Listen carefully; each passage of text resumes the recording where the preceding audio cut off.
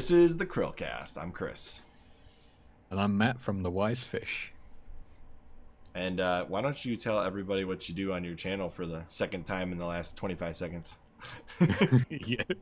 I make video game reviews. I talk about some classic video games, some newer ones, and I've also started branching out into some lore videos, so I'll be doing more of them soon.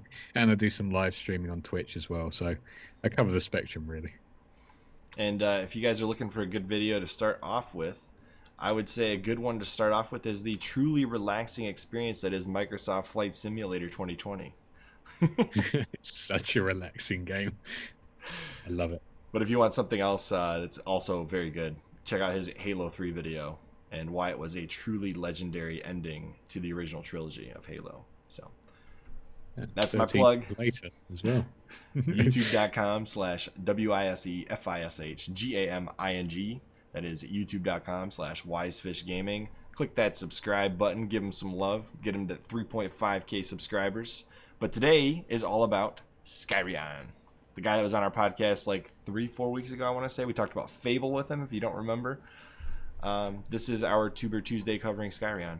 So I know I didn't really explain this to you, but usually what we do on Tuber Tuesday is I roll through all the stats and then we discuss. So yeah, sure. So let's get into this. 8.79k subscribers for Skyrionn currently. Got to get him to that 9k VR experience special. I don't know if you know about this, but he is planning to release like a little VR thing where you can kind of see his face a little bit. It's a half face reveal for 9k, and then I think the full blown one's at 10k. But you know, he can correct me in the comment section below and say no, it's 100k. That's fine. Yeah, do 100k, then you got to get people subbing then. Yeah, exactly. So his channel was created on November 8th, 2011, and he currently has, let's see how many views. He's got a lot of views, 1.120. That's 1.1 million views plus. Wow, not bad. Half of them are from one video, but we'll get to that in a minute. Yeah. Well, I know how that feels.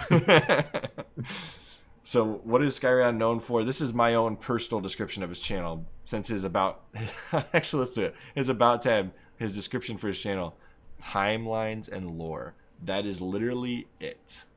What about what about the 10 facts, Skyrionn? What about those videos you did in the beginning? I know Will feels left out after, you didn't put it even on your poll to see why people subscribed.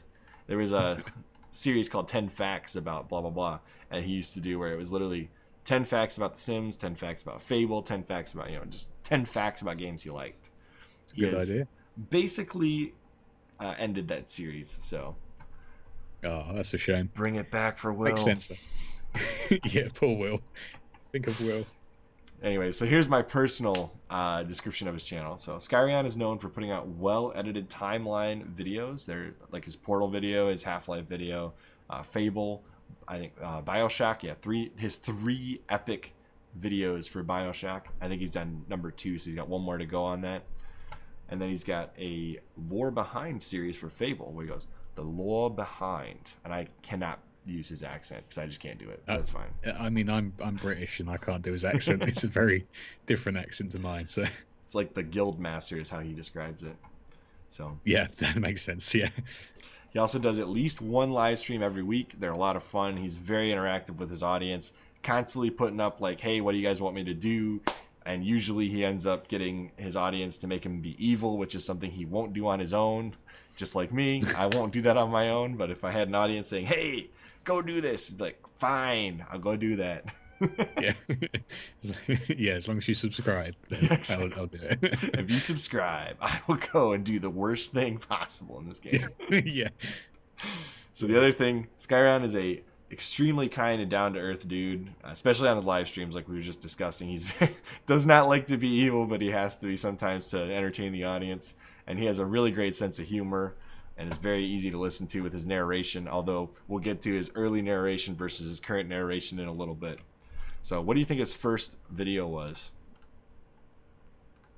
That one there. The PlayStation 1.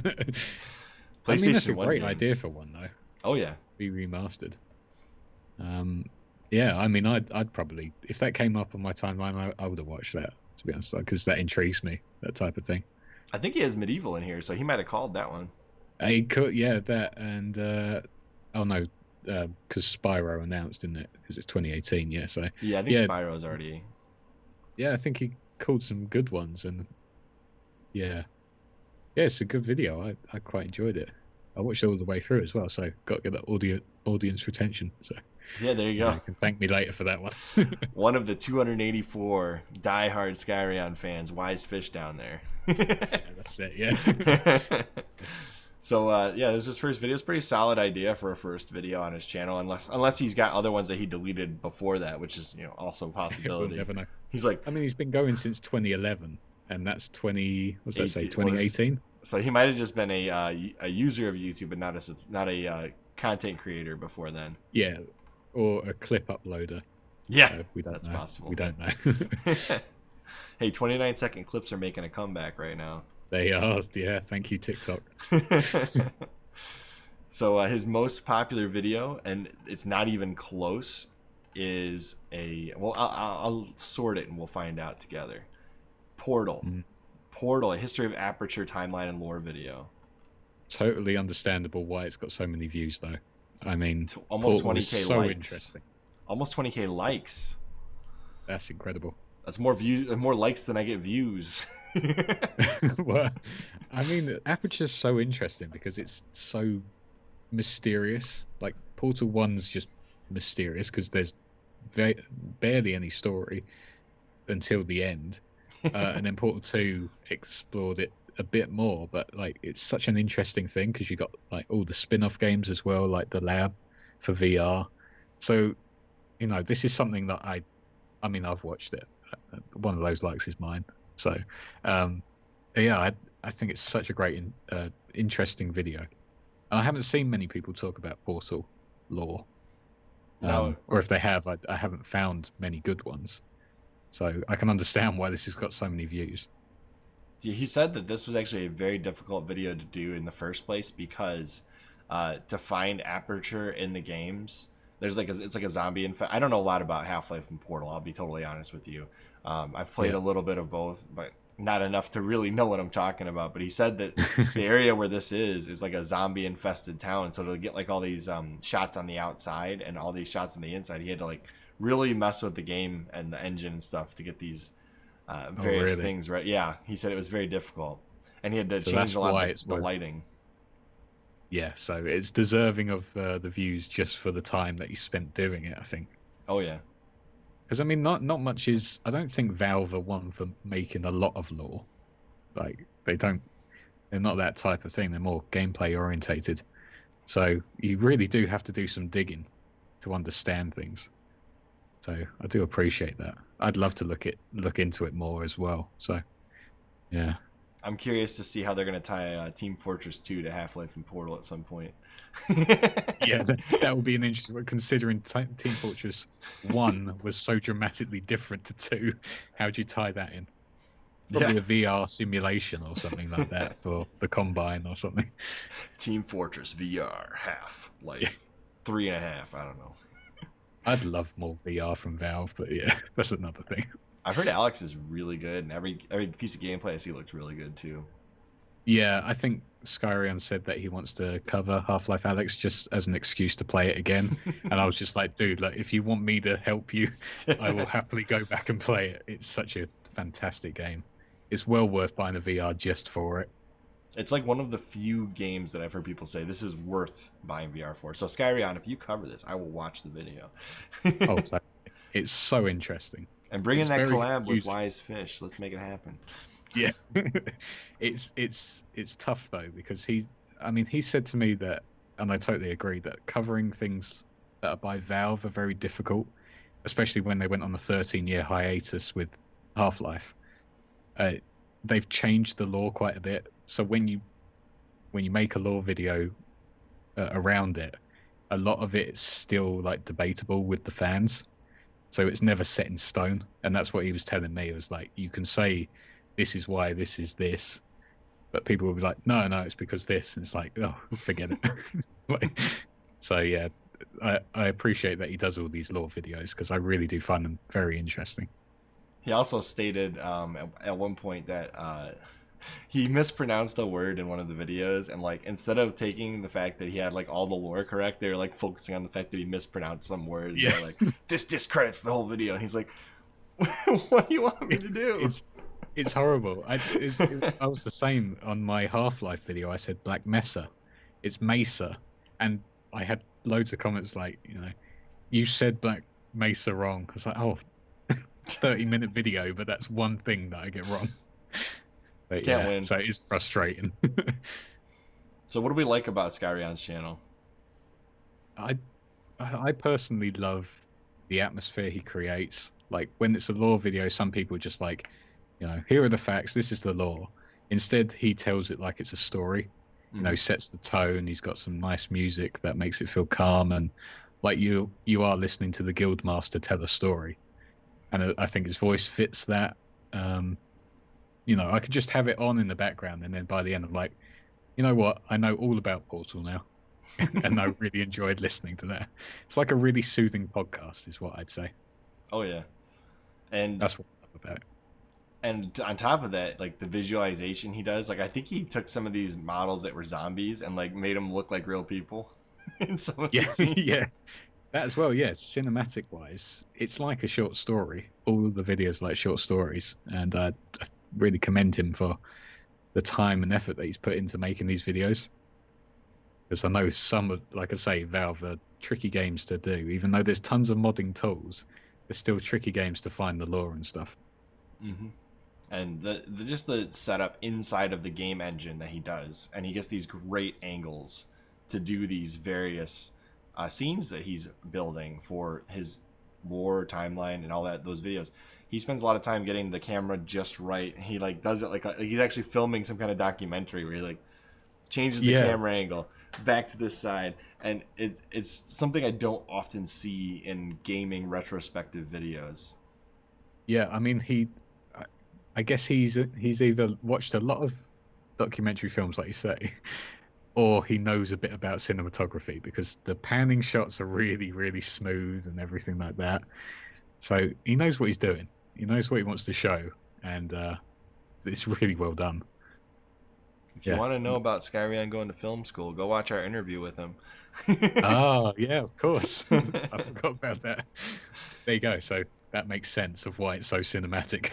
It's like I said, some of the best angles and filming I've seen in a gaming documentary style video, like on all of YouTube, really.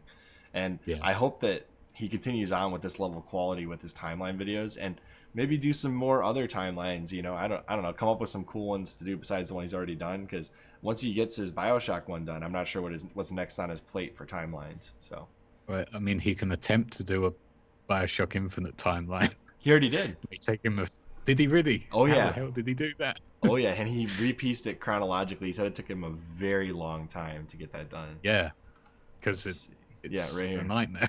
History of Columbia. Oh wow. Okay, I'm watching that after this then. This is part 1 to his 3-part BioShock, because he's doing it in historical/chronological order. That makes sense. So yeah.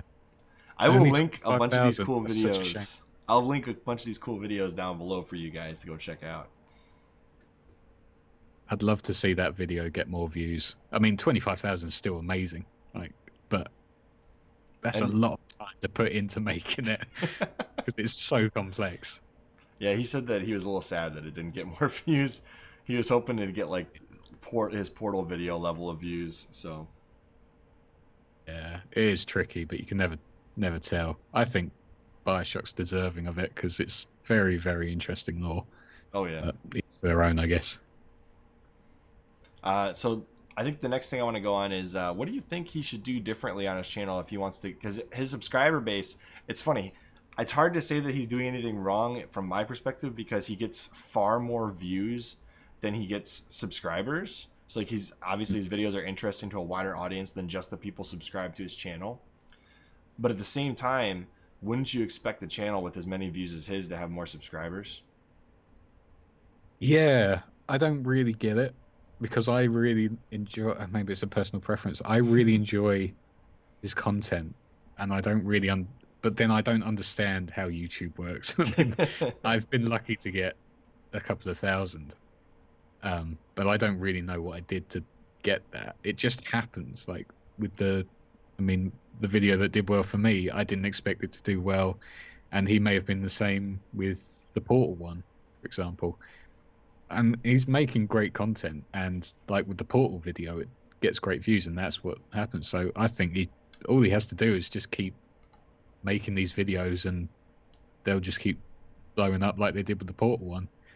And the only thing I'd say is, like, I like the Fable title cards and stuff like that, but I know for YouTube some people won't like that because it's not bold and in your face like that. I think it makes sense for what he's telling, and like it looks like a storybook, but the YouTube algorithm may not like that, if you know what I mean. There's a lot of unused space. Yeah, and also the text, like as I'm looking at it now, sometimes the text hard to see. That would be the only thing that I think's like holding him back. But it's annoying because I really like that look because it fits the style, but I just know that YouTube may not like it and may not promote it because it doesn't like the thumbnail or something like that. So I don't know. I'm not saying I don't like the thumbnails because I really do, but I just feel like YouTube's a bit holding him back there. I would say what he could do with these is, if he wants to keep the book aesthetic, have it be like an open book, and on the left have the name and the title as if it's one page, and on the right side make it like a picture book and have the subject he's talking about on the right side. That could be quite interesting. Like you could, yeah, I was gonna say you could have the text much more bold and everything like that. But I don't know. I feel so bad because I really like the book look. Like this. I'll show you what I'm talking about. Intro scene from Shrek would give me a good one to show. Like this. Yes. Like this aesthetic. Yeah, that's quite cool, and the text stands out and everything like that. I don't know how hard that would be to make, though.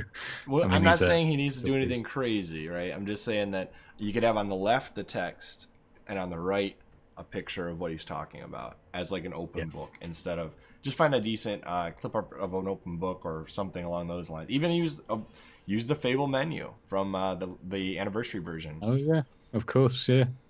That's true. I didn't think of that. I don't know. It would be interesting. But, you know, as I keep saying, I feel bad because I really love I do too. I just know YouTube as a platform is a bit harsh to anyone that tries to be super creative and stuff like that. It's just like, nope, that's not bold and colourful. We won't promote that as much. But apart from that, I don't know. I think he's doing the content he enjoys. He's making it to a high standard.